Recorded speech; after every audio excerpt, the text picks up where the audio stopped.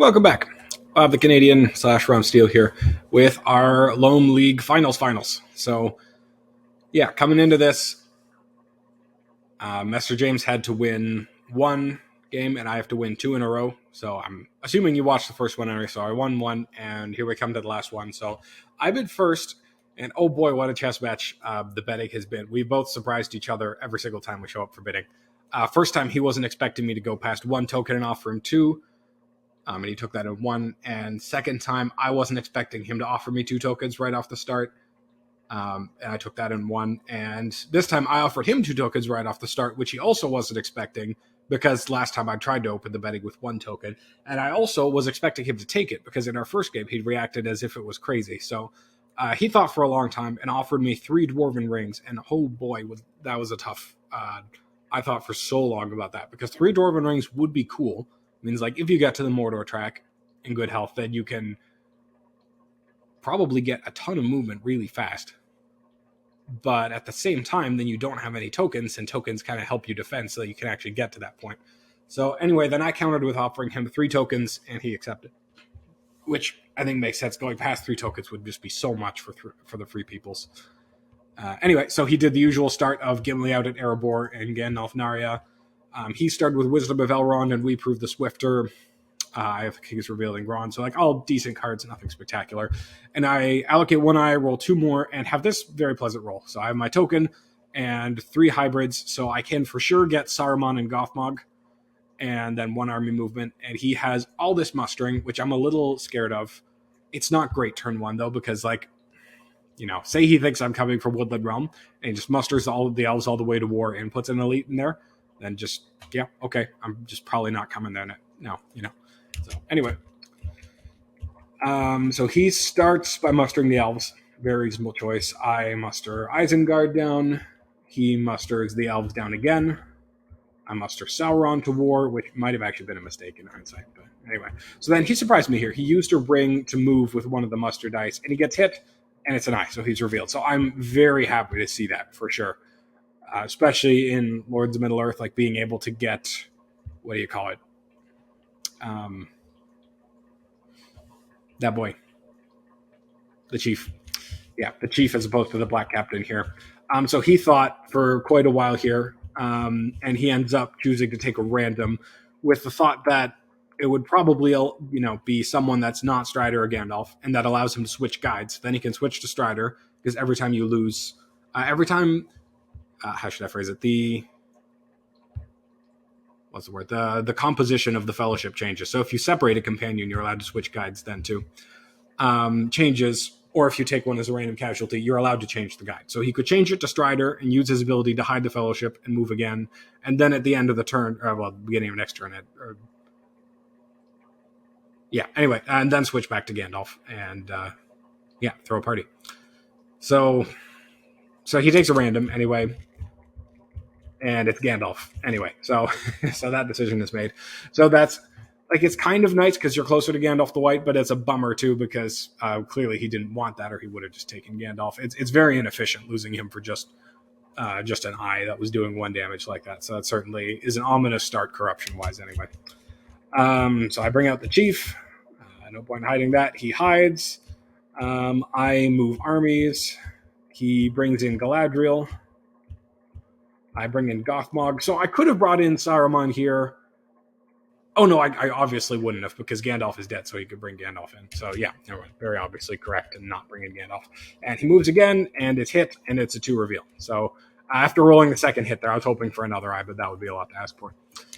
Okay, so 2 reveals on the first 2 steps is a harsh start for sure. He gets Riders of Theoden and Axe and Bow, and I pick up Captain of Despair, which is just so rude. It's a very strong card to get, especially like turn 2 after the Fellowship has already been revealed. It's a very harsh combination. Captain of Despair and Chief of the Ringwraith sitting on them. That's a lot of extra dice and rerolls for very little effort on the Shadow's part. Anyway, I put in 1 eye, I roll 2 more, and he rolls a couple movement. So he uses Strider's ability to hide, which makes sense because he doesn't want to let me put too many rerolls on him. I think for a while, and I move forward. So we talked about this afterwards. It's an interesting tango here because he didn't actually get the elves all the way to war. because I think he was expecting me to bring in the Balrog for him anyway. So now I'm specifically not bringing in the Balrog because I don't want to let him muster any more in Woodland Realm.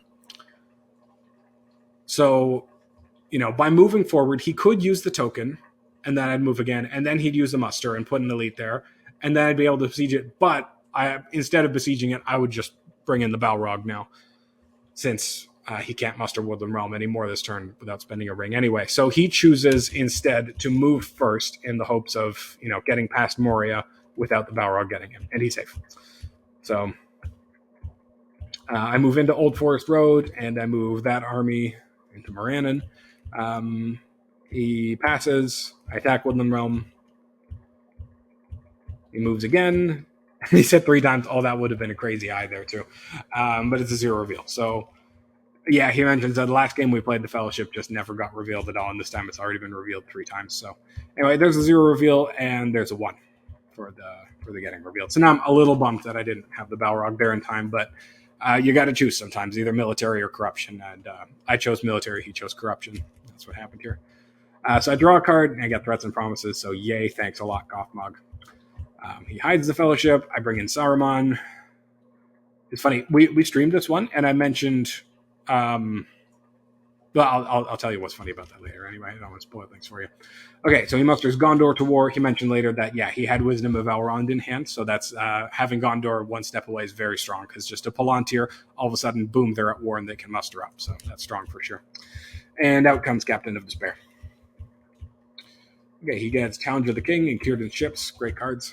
I get Candles and Shadow is Moving, also good cards. Okay, so I allocate 1 eye and roll 1 more, and Galadriel is kind enough to also roll an eye for me. Luck has not been very kind to him so far. And he gets hit, and it's Smeagol. So, well, if you're going to get hit anyway, that's nice. Okay, so I move leadership around. Right, because that allows me to use Captain of Despair to put the character die in the hunt box, and I get my Nazgul in position for attacking Woodland Realm. He moves again, and is hit and revealed. So that's a bummer. We also talked about this. He could have not moved there and probably declared into Lorien to get rid of Captain of Despair and heal, but then he would be losing Smeagol, and obviously that's a lot slower. That's not only not moving once, but it's also spending 1 of your movement to do that. So always a trade-off between corruption and speed. And he decides to lose Smeagol here instead. Yeah, as he points out, 6 moves, 5 hits, and 6 tiles, of course, too, because 1 from Moria. So, yeah, pretty savage stuff. So I muster the Southrons to war. Here's my plan for the rest of the turn. Because I have attacked the Dew Line, so clearly he is invested in... What do you call it? Using... like he's got Gimli here. So since I'm invested in the Dew Line, he's probably going to use Gimli to get the dwarves to war and muster up more, right? But I see that I actually have the option now of getting to Erebor quickly. So I muster in South Rune. And then I play the Shadow is Moving to get all these armies out, to get my East Rune army in position. And then he uses a token here, which is pretty smart. And I think I will be right back. Okay, and I'm back. So, interestingly, I'm actually just realizing this now. I don't know why I didn't think of it before. He could have used Gimli's ability with 1 of these Palantirs to muster the dwarves down 1 instead of the token. And then, so the idea of mustering them down once is that if I attack with the Southrons and Easterlings, then the dwarves go all the way to war because they get down 1 step for a unit being attacked and 1 step for a settlement being conquered. But this also kind of means that he is telling me that he's willing to spend a ring to do it. So I debate not doing it, but then I decide that, him having to spend a ring to do it anyway is worth something to me. So I go... Actually, oh no, that's right. I draw a card first, hoping for Swarm of Bats, just in case he has scouts and that regular's going to get in there too. He uses 1 Palantir to hide the Fellowship. And then I use the ring first here because I realize, if he has 3 kings and he takes it back, then I'm going to look stupid if I attack from East Rune and then he plays 3 kings and takes that ring back. And now I've put the dwarves to war and he can happily muster without spending a ring next turn. So I use the ring first. I attack Iron Hills. I play Relentless Assault here just because I'm about to have to throw out a card anyway. And by spending a strategy card, I'm hoping that he thinks it's what do you call it, swarm of bats, and thereby doesn't play scouts. Turns out he just didn't have scouts in the first place. So I spend the card. I don't take any hits. I get my one hit. He gets a hit back. I'm sad about that. And he goes ahead and spends a ring to muster up an Erebor. I put Erebor under siege, and away we go. Okay, so on to the next turn. He gets help unlooked for, and there is another way. Wow, that is a lot of good cards to pick between here. Curious as to what he throws out. I pick up Orcs Multiplying and Ring Wraiths Are Abroad. For me, it's very obvious I throw out Death Threats and Promises. Okay, so he threw out Challenge of the King. Yep, that's reasonable. And we prove the Swifter. Also reasonable. A little bit. Like, both of those are decent cards, so it's a little bit sad, but yeah, I think that makes sense. Okay, I'll get one eye, and I roll 3 more, and he only rolls 1 movement, 3 Palantirs, and an H. And I've got all these attacks, so that's it's very nice for me. So good job, Galadriel, rolling the movement, though. Thanks, Galadriel. So he moves, and he gets hit, naturally, again. And it's a 1, so yeah, bummer. So I attack Woodland Realm with the character die here, which is a bad idea. I was just excited to get this character die in there through Captain of Despair in case he, what do you call it, wants to use a ring and move again. That way I'm, more likely to hurt him, which is probably a poor choice. But anyway, we'll see. So I attack Woodland Realm, and I also make another poor choice. I use New Powers Rising for the Great Host, because I really don't have another good combat card here. I'm planning on playing Candles for the damage, because, the Fellowship has been hit pretty hard so far. Anyway, so he plays Daylight. I roll no hits. He rolls 1. I get my 1 hit from the Great Host anyway. That's that. So I bring armies along. I'm going to make a run for Dol Amroth this turn, but if I'd saved Rings of Power, then I could have also put Nazgul Leadership as I attacked here. Of course, I don't know that he has Cyrdan ships. He knows that he has Cyrdan ships. So, okay, so I attack Valargir. I kill him. He doesn't get a hit back. That's very nice. He draws a strategy card and gets Guards the Citadel. Ah, yes. That's right. He told me about this. Yeah, he's doing very specifically wanted that card. Okay, I keep moving along. He plays Wisdom of Elrond now, and he plays it on the Men of the North, which I think is a cheeky play because he definitely spooked me with that play specifically. So I put Dol Amroth under siege. He plays Cyrdan ships. I move my armies along, and then he uses a token to draw another card, and he gets every little as a gain. So now I was about to go ahead and attack Dale. I thought for a long time here, but if I had attacked Dale and he had scouts, then he could retreat here, and the North would be at war, and then with his last H die, he could move towards Dol Guldur and towards Umbar, and first turn of next turn, take both of them. So that's why I get spooked and don't do that. So I could also attack Woodland Realm, but I don't know. I'm just not excited about it. Like I said, I don't have any good combat cards I really want to play. So I end up just playing this one instead. And I think about putting Woodland Realm, but I decide since I brought this army from Mordor, it doesn't need the reinforcements as much as Dol Amroth does. And he sorties out of Erebor, which I had not considered at the time.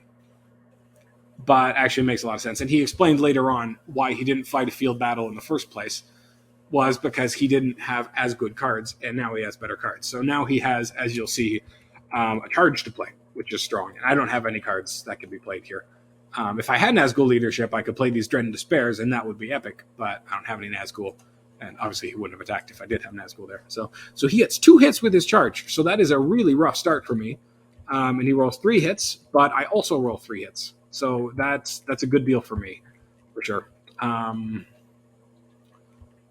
He presses. I stay. I still have no card. He's playing, I think, no quarter here. Yeah. And he rolls only 1 hit.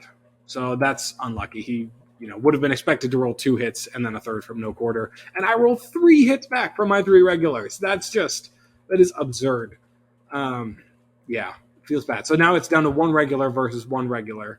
But clearly he has Gimli, so he has the Captain of the West ability and 2 leadership, whereas I have no leadership. So he presses. And he uses Mighty Attack just to guarantee that he gets a hit, and I do not roll a hit back, which would have been yeah, he says, yay, I won. If I'd rolled a hit there, then it would have killed Gimli too. Like, Erebor would remain unconquered, so I'd still have to go get it. But obviously, without Gimli and with literally 0 units in it, he can muster once or twice in there, but it's not going to help. Um, yeah.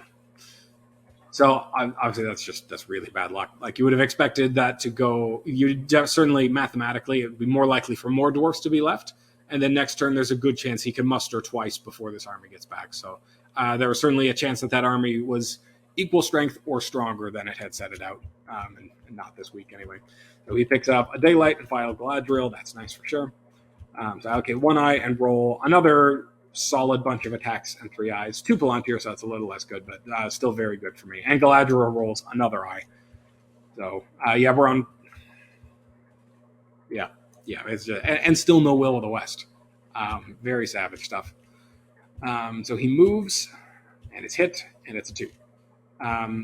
So originally he just took Strider, and I was very taken aback by that. But then he says, "Hang on." he thought he'd already separated Strider. I thought that was Boromir at first. Yeah. So he takes a random, and it is Boromir. So that's exactly the person that he was trying to kill in the first place. So that worked out neatly. Okay. So I play Ringwraiths Are Abroad because I get to put the chief on the Fellowship, and I get to bring in all this leadership for attacking Dale and then Erebor. Very happily, I picked up a swarm of bats, so it decreases the odds of that guy being able to sneak into Erebor to help Gimli defend. But he still hasn't picked up his scouts yet this game either. So anyway, I get my 1 hit. He does not get a hit back. He chooses not to muster in Erebor. Yeah, which is reasonable. You'll see why.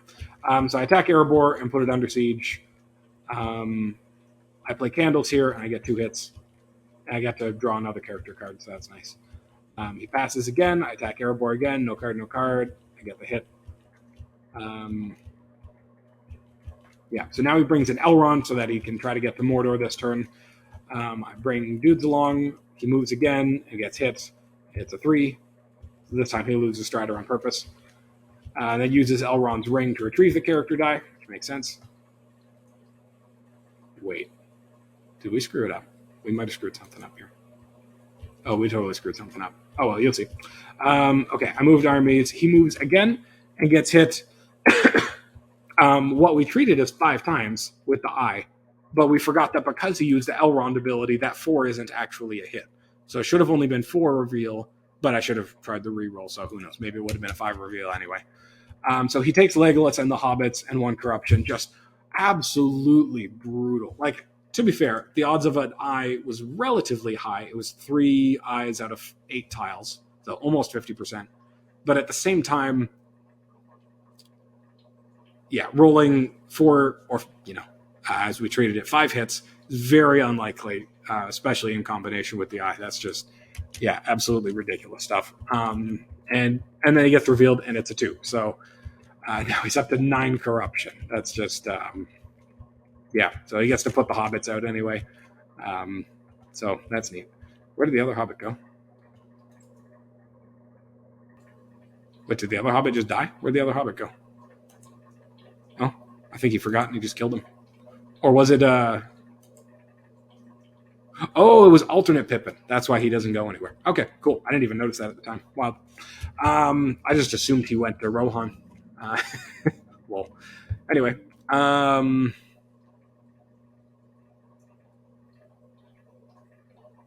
think that actually means, no, wait, Hobbit of the Shire. Yeah, Hobbit of the Shire is the alternate. So I think he actually shouldn't have been able to kill that Hobbit. Yeah, because the guide ability does not allow them to chain. That changes. At least I think so. Anyway, let me know in the comments if I'm wrong about that. So I think about attacking Woodland Realm, but I decide to burn a ring just in case he, plays it and takes them all back. And I play Lure of the Ring just to get the corruption value on there because, this is a very brutal game. I might as well just hurry up and try to corrupt him as quick as I can. He puts in File in there, so as long as File of Galadriel is out there, there's hope. And of course, now he draws Dane Ironfoot's Guard. Oh, that is so savage. This game is just mean, man. Anyway. Okay, so into Mordor he goes. And Elrond rolled an eye this time. So out of 6 turns, he's had an eye 3 times. So that is pretty rude. And this is the only turn he's had 2 keeper dice for. And no Wills of the West since turn 1. So that just is very one-sided luck here. So I decided to use Galadriel's Ring here too to play on they went because I don't have any character dice or any Palantirs, and I'd rather just have this in. It's one more tile in there that'll kill him if he hits it. So yeah, like all the eyes will and all the threes will. So that's 1, 2, 3, 4, 5, 6, 7 tiles that will kill him. This is his first step in Mordor. And there's a 1 and a 0 and a -2 there anyway. So, okay, he passes. In comes the mouth. Passes again. I think about moving those armies, but I decided to attack Woodland Realm first just because I was a little scared of Through a Day and a Night and maybe some cheeky stuff into Mordor. Okay, I use Monster. I use Desperate Battle, but no need. I just roll 2 6s. He gets 2 hits back, but it doesn't matter. He draws a tile, and it's a blue tile, so that's great. That's exactly the kind of thing he's looking for. I muster 1 elite in Orthanc. He puts the blue tile into play. I attack for Devizin. No card. He plays Shield Wall, but I counter it brilliantly by only getting 1 hit. And he gets no hits back. So I press, and he retreats to Helm's Deep. And then he moves. With, let's see, what were the odds here? It was 1, 2, 3, 4, 5, 6, 7 tiles that kill him, and 4 where he survives, and 1 where he's actively, his life is better. So he moves, and it's a 9. So that's it. It's GG. So just brutal stuff. Fellowship hit so hard the whole time. And as Master James pointed out, in the game we played earlier this week, he put a lot of effort into corruption and still didn't succeed in the end, whereas I put minimal efforts into corruption and was met with overwhelming success. So it's there's a lot of RNG specifically to a corruption style. Anyway, I think it's certainly worth investing in a few cards, like especially Captain of Despair, Candles of Corpses, where it's a small investment with high return. Who knows? Maybe I could have allocated more eyes or something, but yeah. Anyway, Plan A for me is still usually military speed. So yeah, that's it. It definitely, it feels nice to finally win something because I've made it to the semifinals the last 3 tournaments in a row. So actually winning something feels great. Yeah, that's very nice. I wish it had been, a bit closer of a game. Like if this had been game 2 instead of game 3 and last game had been this game, that would have been a lot more epic. Because last game was a lot closer. But yeah, let's take a look, see at statistics. So notably only 1 Will of the West all game, and it was turn 1. +5 on 6s for me, +7 on 5s. That was a lot of hunt dice rolled right there. Pretty average combat for him. +4 on Palantirs for him. Yeah, we felt that too. Overall, +2 on attacks for me. +2 on eyes. -2 on musters. So, yeah, a brutal, swift, savage game. Turn 6, Shadow Player Ring victory. We talked a bit also afterwards about whether he maybe should have slowed down and stopped in Lorien, and maybe that would have been a reasonable choice. But at the same time, when the Shadow military is going fast, you've got to keep going fast and just hope the game is nice to you, And this time it chose to be exceptionally mean. But yeah. Yeah, that's that. Well, thanks for watching. Hopefully I will have a closer game in the General League Finals, which I'll be playing against either Rex or Saved by Him sometime in the nearest future. So yeah, have a good one.